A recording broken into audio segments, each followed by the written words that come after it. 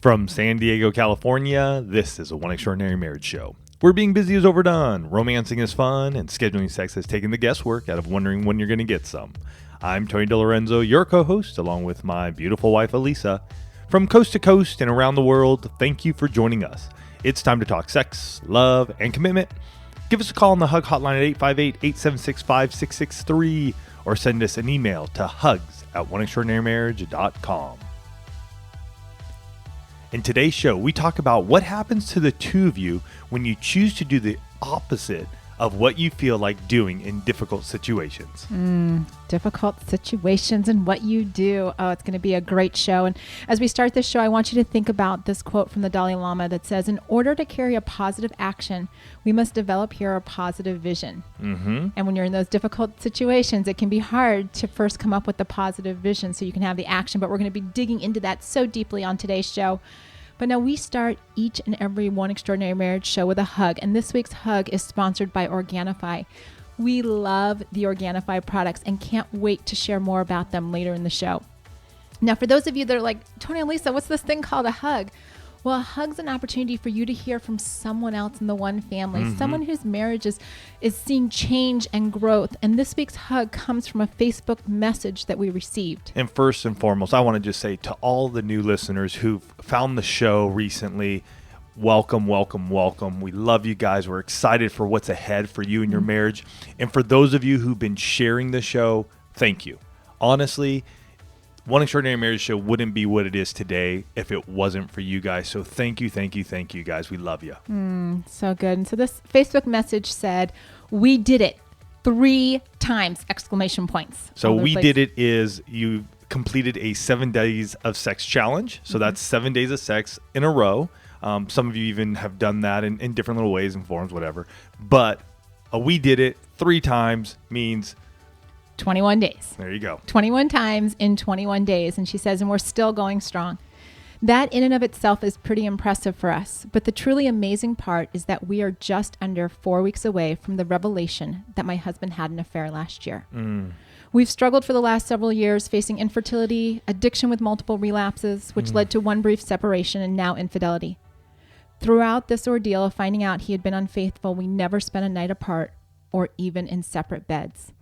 I found your podcast 2 years ago as I was searching for help for our relationship.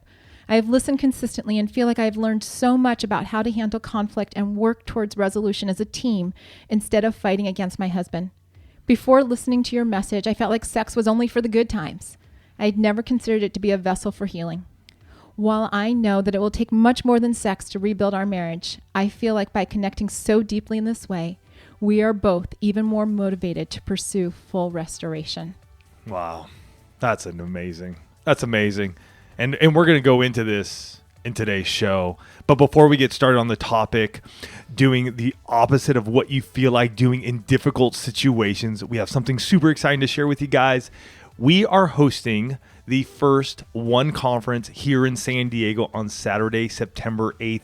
And we can't tell you how much we are going to dive into everything we talk about in the show, but even more. And the best thing is we get to be face to face, which for us is where the glory is. The sunshine is we don't get to just sit here behind our microphones, but we get to be with you guys. And so this is going to be a marriage conference in true one style. So to learn more, go to extraordinarymarriage.com. You can get all the details and the special conference pricing. So don't wait. We have limited seating. So go to extraordinarymarriage.com.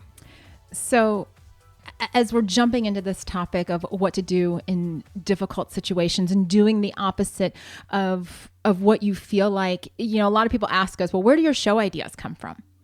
And this is a show idea that was literally birthed out of 2 things. One was that Facebook message that I opened with as the hug, right? Because here's a couple, think about that. They're 4 weeks away from the revelation that her husband was unfaithful a year ago. And they just completed 21 days of sex and are still going strong. In most people's minds, those 2 things do not belong in the same message. Right. They don't match up. They don't match up. So that was one of those things where we're like, wow, that's kind of the opposite of what most people would say. And then I had a conversation with a divorce attorney that I've met, and And we're talking about that when a couple is in a difficult season, right? He obviously sees couples when they're, at this place where if they're coming to him, they're pretty much decided that their marriage is over. That in that place of going in towards divorce, they start doing all of the opposite things of what will actually bring them together, right? That's when the scathing emails go out. That's when I'm not going to talk to you. And we've all, everybody, like I don't use alls and always and nevers very often, but everyone listening to this show has either seen it or heard it. And we have ourselves. I mean, there have been difficult times when I was reading over the show notes prior to jumping on the mics and just thinking about those times that Elise and I have been in this situation. And in particular, I've been in this situation of difficult times, and instead of going towards Elisa, it's much easier and was much easier to go the opposite direction. Because when we're in this place of disconnect, when things are really bad, it's the couple that's never spent a night apart, right? They've always shared the same bed, that suddenly someone's sleeping on the couch. Right? Or in the guest room or wherever it is. Instead of being in this place of, I'll make your coffee in the morning, you just kind of like walk out the door and like, see ya. If you even say goodbye. Right? The couple that, only post the good pictures on Facebook, and now, status changes to it's complicated, or, all of a sudden we start airing our dirty laundry on social media. And, all of a sudden there are these conversations and, there's more focus on just the distrust and the disconnect than on what are those things that actually brought us together. We start going into this place of scorekeeping, right? Well, I did this and, you didn't do that, or, well, you should do this for me. And it just gets snippy and it gets ugly. And we go into this place where instead of figuring out how to come together, we just keep doing more of what's going to drive us apart.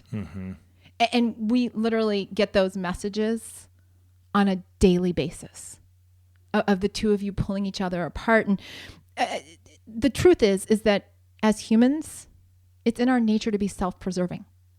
When we've been hurt, it's in our nature to say, I'm going to protect myself because I don't want to be hurt anymore.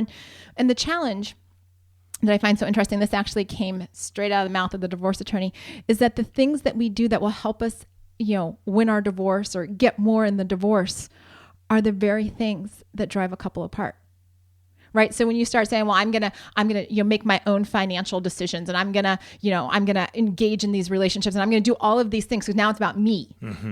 These are the things that end up creating a bigger wedge between the two of you. Because think about it, right? In the beginning of your marriage, think how easy it was to rave about how wonderful your spouse is.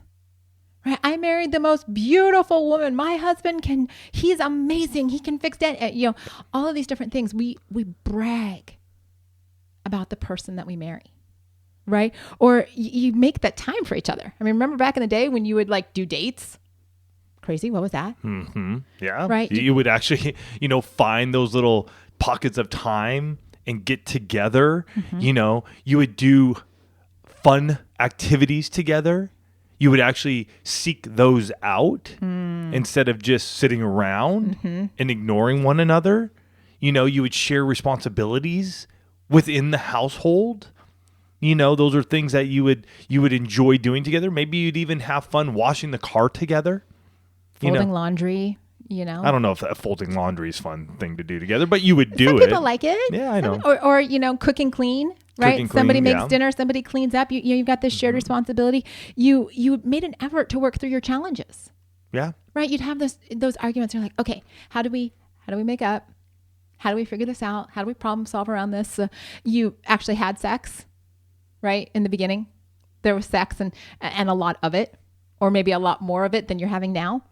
Right? And you had those guardrails around your marriage. You made those decisions about, like this is what's going to protect our four walls, whatever those are. And then somewhere along the line, and we've all done it, Tony and I have done it for sure, you start doing the opposite of those things and you wonder why the disconnect is growing in your marriage. So instead of being a team, which we've talked about numerous times on the show, right? We've even shared this with you guys, and I want to share it again, is you need to have your team hashtag. right? Your hashtag is team, whatever your last name is. Like ours is hashtag team De Lorenzo. It may be something different, whatever it may be that solidifies and brings you guys together, but that's your team. That's what brings you together so that you are fighting together on what's ahead. And that may be at the crux of all of this, is that this idea that, instead of going in opposite directions, we start looking at ways to become one. Because when you're in this place where you start doing the opposite, instead of bragging about your spouse, oh, you're complaining about them. I've done it. I've sat around at events where women, it's almost like a game of one-upmanship where, my husband, and there's an eye roll and a big old sigh.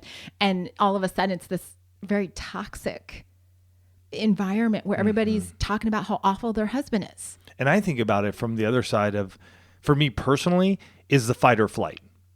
So am I going to fight for what we have, or am I going to roll? The flight. I'm not going to engage anymore. I'm not going to do my part anymore. It's that flight response. I'm not going to say goodbye. I'm not going to let her know I love her. I think it's those pieces. So I see that from, am I going to fight or am I going to flight? And when I say fight, I'm like fighting for, we're going to go after this together, not like we're going to fight against each other. Yeah. Right. Because that's another response that you have, right? When things are tough, do you try and find ways for the two of you to connect, or do you fill up all of that time with using your kids as a buffer, right? Do you spend more time at the office? Are you going out with your friends more because there's tension in the house and you haven't figured out how to solve it? So you start replacing that connection with other people or other things. And one of the times for me, and being fully transparent here, for myself, and maybe some of you can relate to this, fitness became that reprieve, that place away, than having to deal with what was happening within the four walls of our marriage. So it was easy for me to,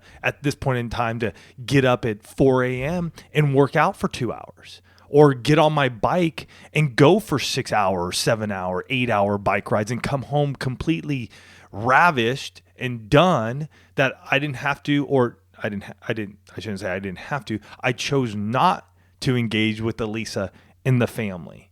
And I've seen this happen many times over, where the fitness and the competitions and, I'm trying to best myself or beat my buddy at the next local event, and it takes down marriages. And that's one of those like crazy little ones when you're doing something like that, where, people are like, what are you complaining about? Yeah, he's doing good. He's in shape. He's staying fit. He's eating healthy. Yeah. And yet it can be, a tough one. Let's put it this way. That was the 2 to 3 years before we did the 60 Days of Sex Challenge, was that space where Tony was on his bike probably 6 days a week, probably 5 to 6 days a week.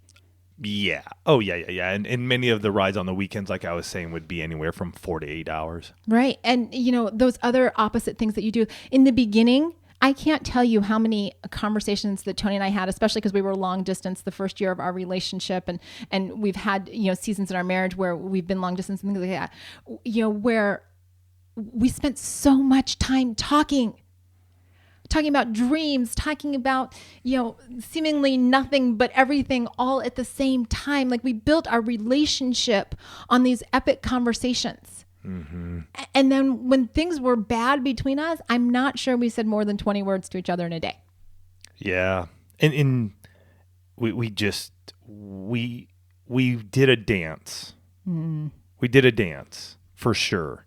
And I'll tell you, the dance was like hurting your feet because you're constantly, or for me anyways, was because I was constantly just walking on eggshells, trying not to say stuff. And it was a crazy time. It really was. And I look back and I think about, wow, those sexless months and days. And it was because we couldn't even connect. We are doing the opposite of everything we should have been doing.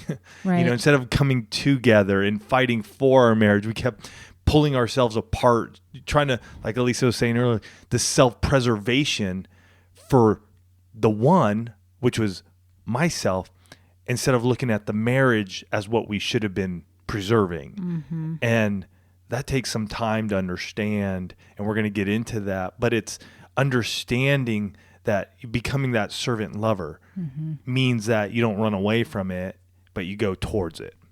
Yeah, and I want to share just a couple more examples of what that looks like when you're doing the opposite. But I hope that you all caught what Tony just said. And that was that when we get in this place of self-preservation, are we preserving ourselves, or are we looking to preserve the marriage? Because that's something you need to take a look at, right? Because we can get so self-focused that we do things like say, you know what, like we're just in this place and I'm not going to have sex with you. Think about that hug, you guys. She found out a month ago that her husband had been unfaithful a year ago. And what did they do? They went towards each other. Most people would have said she would have been justified if she had not touched him for God only knows how long. Right? Be angry, withhold sex. Right? I've done it. I've been mad at Tony and been like, you know what? We got issues. I'm not having sex with you. Right? And I look back now and I'm like, oh my goodness. The breakthrough there, though, I would say was a few years ago when we were in Puerto Rico, and we both had headaches. And we did a show on this called I Have a Headache. Yeah. Let's Have Sex, I think is the title of that show. And you know what? It's one of those times, it's so small. Really, we had headaches. It's not like this big, massive fight or anything. And yet during that time, we chose, because it was a one night we were gone from the entire family. We were staying at this awesome hotel right on the beach. And it was that one thing, though, that instead of just going, forget it, we're not going to have sex because we both have headaches and we're tired, and we actually had sex. And it was awesome. And I just think about something so small, how amazing it is when we choose to make a decision that goes against what we really think we should be doing. So having that conversation when we so want to just not have it, when, especially around finances. I think finances is a big one. It's that conversation about, like, I overspent and yet I'd rather just not talk about it. And I'm going to share that one of the biggest things that Elise and I do regularly is our walk-in talks. It's something that gets us out. It gets us moving. It gets us talking about stuff that we wouldn't normally talk about in the house, around the kids, or just because I think for us, what happens in our house, it just almost is a routine. But when we get on those walk-in talks, it breaks what is happening in the household, and we can just be real and vulnerable, and it's just us. And believe me, there have been times when they're not the easiest conversations, and yet we're going towards each other instead of the other way. Absolutely. And, one family, it's time to wake up. It's time to wake up and do the opposite. It's time to draw that line in the sand and say, what can I do to make my marriage better? What can I do to go, kind of against what maybe society is telling me to do, maybe what Cosmo or whatever, grocery store magazine or, Google search is saying, hey, go in this opposite direction, go away from your spouse, go do all this other stuff that'll pull you away, and say, hold on a second. What can I do to go towards my spouse? What can I do to preserve my marriage? What can I do to be a team with this person that I said I do to? And we want to share a number of ideas with you, but we also want to introduce you to this week's sponsor, who is Organifi. And, as we talk about these different ways to come together, one of the ways that you do that is to make sure that you're healthy, because it's one of the biggest gifts that you can give to yourself and to your marriage. And the truth is that finding the right combination of nutrients can both be expensive and time consuming, right? And that's why we love Organifi, because they make it so easy with their gluten-free, dairy-free, soy-free, and vegan products made with Superfood. I'm getting so excited. I'm stumbling over that word. Superfood blends. You get ease of use and great tasting, trusted nutrition. And the fact is, this is what powered us when we did the California Coastal Trail.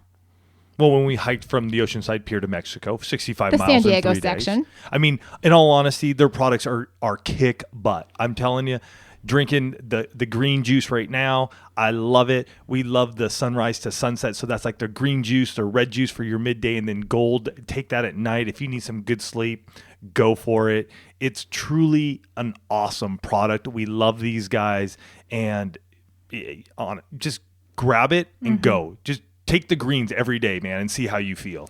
Well, and here's the thing. They've got a 60-day money-back guarantee. So really, what have you got to lose? I want you all to go to Organifishop.com, and that's ORGANIFISHOP.com. And you're going to enter promo code ONE, O-N-E, at checkout, and you're going to get 20% off your entire order. Again, you're going to go to Organifishop.com, promo code /1. And remember that this investment in your health, it's good for you and good for your marriage. You'll love it, you guys. Just get the green. Just start with the green or go with the sunrise to sunset pack. But I'm telling you, you're going to love it. Have fun. Our entire family loves it. So, everybody can get on this. So as we're wrapping this around for you guys, and you've been thinking, okay, maybe we do have disconnect. Maybe there have been these places, Tony and Lisa, I've been listening to your examples, and, I can see that happening in my marriage. How do I do the opposite? Right? Because here's the thing. And when we say the opposite here, let's make sure we understand. Instead of self-preserving, instead of going opposite of each other, you're going to do the opposite, which is you're going to come together. You're going to be that team. So let's make sure we understand when we say you're going to do the opposite. The opposite is typically or the normal default is going away. The opposite is going towards each other. So, some of you are listening to this and you can't remember the last time you had sex because there's resentment. There's a situation that the two of you haven't talked about. There's, it's just been kind of a non-entity in your marriage. It's time to start the intimacy lifestyle. It's time to figure out as a team what your sexual intimacy is going to look like. And here's the thing. When you start something new, it may not be perfect the first 1 or 2, 3 times. So we're going to have those walk-in talks to then address it outside of our bedroom and what's working and what's not. And we're going to keep going towards what's working. We're not going to sit down and dissect why it's not. Let's stop looking at the failures and looking at them as the end all be all. Let's look at what's working and keep going towards that. So if you know that the way that you're initiating is working, let's continue to do that right now. And as we get further and further along in the intimacy lifestyle, we can add new stuff. But right now, let's hone in on what is working. What turns you guys on? What's romancing each other? Whatever that may be, stay there. A big part of doing the opposite when you're in those difficult situations is being focused on the positive, right? If you're not talking regularly, then we need to create a positive experience for the two of you to be able to talk regularly. Yeah. And Tony mentioned the walk and talks. Another option for that is the coffee break. Those are fantastic because that gives you a time each and every week. It's probably about a half an hour. And you just go through these lists of questions, and they're the same questions. So the great thing is if you're journaling them and you're writing them down, you can see week to week how things are going for you guys. And it's fantastic. We've heard from so many in the one family that this alone has been able to keep them on a positive place and an understanding of what's happening in their marriage. So again, they're moving towards each other instead of away. So when something comes up, instead of just shoving it under the rug and not talking about it, well, you're going to have to talk about it because it's going to come up. So if you want to check out the coffee break, go to oneextraordinarymarriage.com/coffee break. I'll even have a link here in the show notes. For those of you that can't remember the last time you went on a date, what are you doing on Friday night or Saturday night or Sunday lunch? Make Breakfast. It happen. It doesn't have to be what everybody always thinks of a dinner and a date or a movie and dinner. It's, man, if breakfast works better for you guys because of your schedule, then make it happen. Truth is, you need to stop making excuses and start making plans. Just Man, that's tweetable. And I don't even use Twitter that much anymore. He doesn't even and use that's Twitter. tweetable. That's the reality. You want your marriage to look different? Stop making excuses and start making plans. Get out and put those guardrails around your relationship. What are those lines? What are those boundaries that you need to have in place, right? Stop using the kids or work or your friends as a buffer and make time to get to know your spouse again. If you find that you're always complaining about your spouse or your marriage, I'm going to challenge you this week that you need to start complimenting and expressing gratitude. Because here's the thing. When you actually express gratitude, when you start complimenting someone, your brain starts looking for more of those things. And when that happens, guess what you get? More of those things to compliment and brag on. It's going to, hey, your spouse may not respond the first few times. This is one of those again. It takes time. You know, we want it to happen instantaneously. And yet you got to understand your spouse is also going through their own process and they're on their own journey and you're on your journey and then you guys are on the journey together. Mm-hmm. And so sometimes they're not all there because you've worked it out in your head and you've worked out the conversation over the last 2 months. They just might not be there. And I've learned this the hard way over time and I still am learning this at times. So have some grace. Allow them to fully understand what's happening and let them, they're on their journey. You don't change. Remember what our hashtag this year is, what can I do? If it means that you continue to call your spouse out in a positive light, lavish them with words of encouragement, that's what you can do. Mm-hmm. That's what you can do. And sometimes they may not respond exactly the way you want to, and yet, what are you going to do? You got to do the opposite. Mm-hmm. You don't stop. You continue to do it. Absolutely. And that's a good point too. What disconnect says is you stop doing it the minute you don't get a response or the minute that you don't get any type of feedback from your spouse. The opposite says you keep going. Mm-hmm. Right? You keep going because you know this is what's going to bring connect. You know, maybe you're in this place where one of you is always watching TV on their phone or doing whatever. Turn it off. Right? You want to do the opposite? You want to have more connection? Turn it off. Right? If you're finding yourself keeping score, right? And always being this whole tit for tat thing, this is the week that you're just going to choose to serve without the whole scorekeeping mechanism. You just tell that little scorekeeper in your head that it's a permanent timeout. Kill the scorekeeper, please, folks. Kill it. I mean, this show's bringing up so many things that Elise and I did in the past that just, it's hitting me. And I don't know when this came about for me, but I stopped keeping score. I stopped going, oh, well, Elisa's made dinner, so now I got to do something. Or I did this, and this, so I'm going to just sit back until Elisa does something. And I don't know where that changed, but I do know it changed because Elisa and I began to do what we've been sharing with you guys. Mm-hmm. You know, sex became a priority to us. Deeper conversations became a priority to us. Speaking about our finances became a priority to us. Being at church together was a priority to us. So all those things started adding up. And the scorekeeping was just like, whatever. Who cares? It's just one more thing that's keeping us apart. And it's not worth it anymore. The truth is that so many couples choose to be ordinary and just let their marriages kind of go down this path of disconnect. And it almost becomes a rut.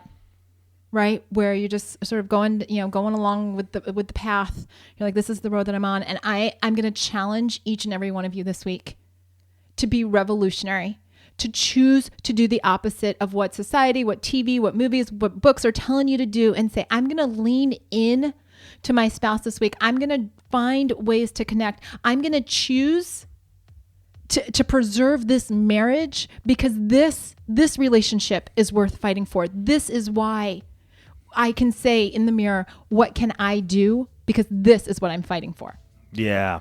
Let's go for it, you guys. This is the opposite week. Let's just call it opposite week. What are you going to do opposite of what you've been doing that's going to increase and enhance your marriage? Let's just call it that. boom, go after it. Let us know. Send in your hugs at hugs@oneextraordinarymarriage.com. We want to hear it from you guys. And don't forget, we got the One Conference coming up September 8th here in San Diego. We want to see you. Go to extraordinarymarriage.com. We love you guys. Take care. Have a fantastic week, and we'll catch you next week. Love you guys.